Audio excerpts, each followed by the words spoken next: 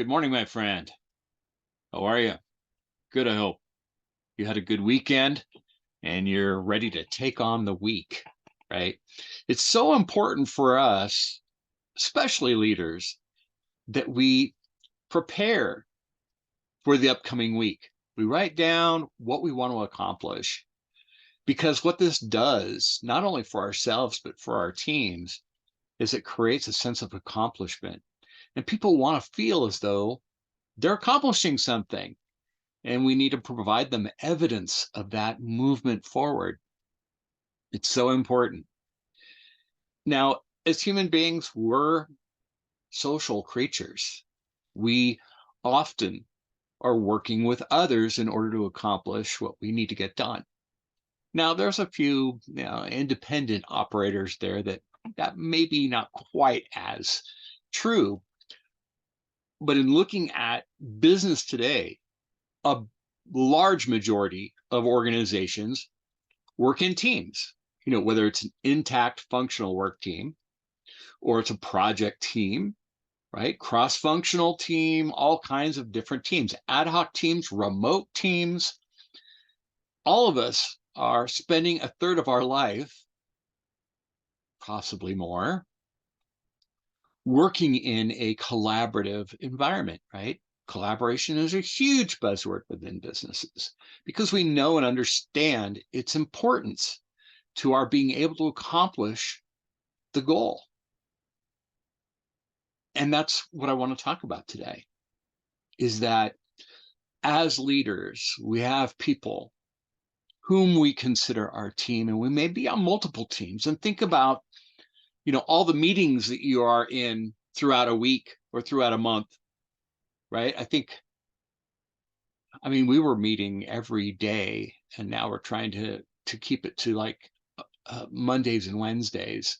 Occasionally we have to have a Friday meeting just to recap, the progress of the week.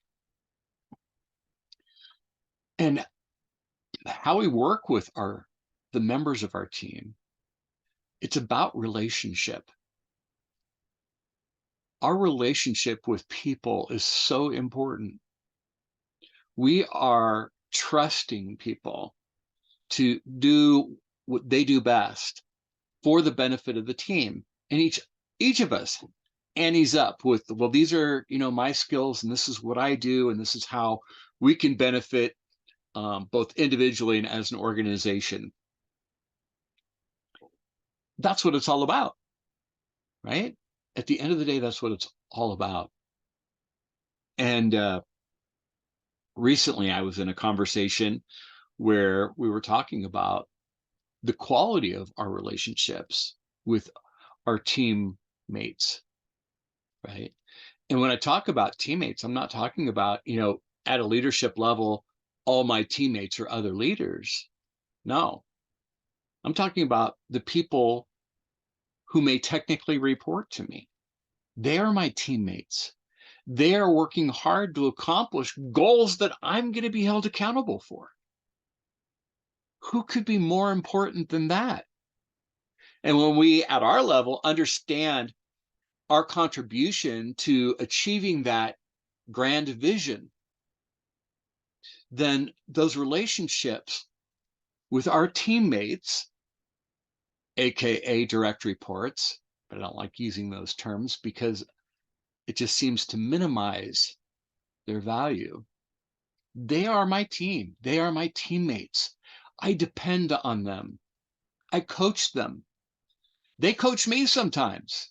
Hey, look, when you want this done, less is more.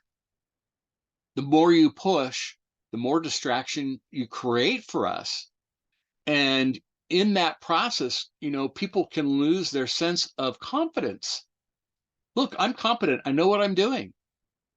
If I were a trainee, that would be another story. But I'm a trained professional in what I do. I don't need you telling me how to do it. That's super important. As leaders, we have to respect the talents of the people on our team. Otherwise, the question becomes, why did you put them on your team? Now, maybe you inherited them and you need to do more coaching. It's okay. I get it. But what about our personal relationships with them? It used to be, fine line, don't have a personal relationship with your people. Now, I'm obviously not talking about an intimate relationship with your people, but being personable and showing as one human being to another human being that you care about them, not because of what they do for you, not because of the goals that they're going to achieve that will help the team and you look good, but about them as a human being, about them being, a wife or a husband or a parent or a sibling or a peer or whatever it might be. However you want to categorize that relationship, those people have lives and they're living at work. In the beginning, it was the work-life balance thing, and that was great. I'm a Gen Xer. I believe in work-life balance. But life happens at work as much as it happens outside of work. And we hold a responsibility to that as leaders. We hold a responsibility to be able to go to somebody one-on-one and say, hey, how are you doing? Are you okay? I care. You matter to me. And it's not because, of what you're able to do. It's not because of your talent. It's that I care about you as a human being. And I don't want you to go through something alone. Now, I know I've worked decades in human resources, and people are like, "Oh, don't tell these people that." You can't ask personal questions, you know, especially in areas of like how people are medically, right? It's a HIPAA violation to go in and say, hey, tell me about what the doctor said. No. But you can ask, are you okay? How are you feeling today? How are things going for you? Look, if you need some extra time, we'll figure out among the team how we can cover if you need to take a couple days off.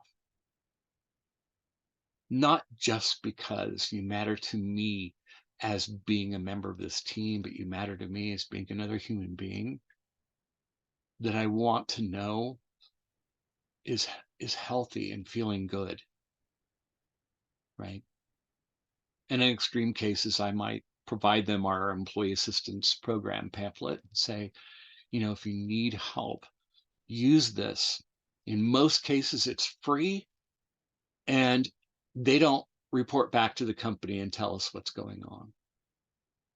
So you can know that you have privacy in this, but I want to offer it to you because I care about you. And it requires us to be vulnerable in that way, to show that you care.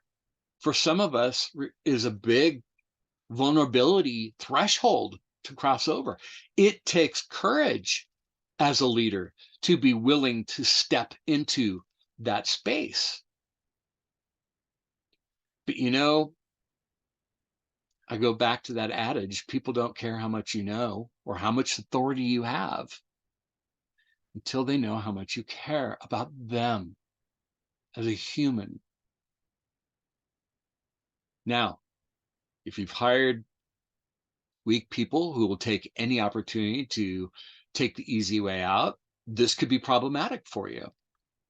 But if you were diligent in the hiring process and made sure that when you brought people onto your team, that they knew what they would be up to and that the pressures can be tough. This is not Disneyland. We have a job to do and it can be challenging, but know that you don't have to necessarily go through it alone. Everybody on the team is here to rally around each other and provide them the space and the support that they need to be successful. Because with one individual's failure, we all fail. We need to be open and honest and share and say, I'm having problems. I don't know what to do. I need help. give me some input, that's a real team player. Someone who's willing to say, hey, I need help. And those people who say, well, then you're just not qualified and let's get them off the team. That's cancerous behavior. That's dangerous. Because you know what? We want people to go through the storm with us because we know when we hit the next storm, they'll be more prepared. Look, when things are going well, in my field of organizational psychology, I never get called into a company where things are going great. I wish people were that proactive, but they're not.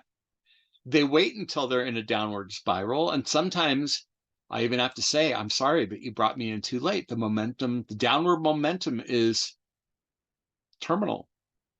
And I rarely say that because I'm willing to roll up my sleeves and dive down into something as long as I can see the opportunity to salvage it and bring it back. So I want you to think about that as a leader this week. How are your relationships with your team members, your colleagues, your peers? And do you have that closeness where you can have conversations away from the team with them and say, how are you doing? Especially those people who perform the best for us, because you know what? We often have a tendency to put more on their plate. And they, loyal lieutenants that they are, they take it on, but we don't see the burnout coming that is inevitably going to come. And so we've got to check in on people and say, hey, be honest with me. Tell me the truth. I need you, and I don't want to overburden you. If there are some things that you think other people on the team can take on, you've got to let me know because I care about you and I want you to be okay. All right. So consider that this week's assignment, this week's theme. Of course, I will be doing a deeper drill down on Wednesday for after the coffee. In the meantime, I hope you're enjoying a nice warm libation this Monday morning. I hope to see you on Wednesday. If you haven't already done so and you have the ability to subscribe to Monday Morning Cup of Joe, please do so. Like it if you like this episode, and please do me a favor and share it with those that you think around you that may benefit from it. I've got a few groups. I have supervisors randomly who have taken the Monday Morning Cup of Joe themes and actually use it as a means for bringing their people up to a more leadership thought process. And that's a great idea. Think about that. Lead well, my friend. I'll see you on Wednesday.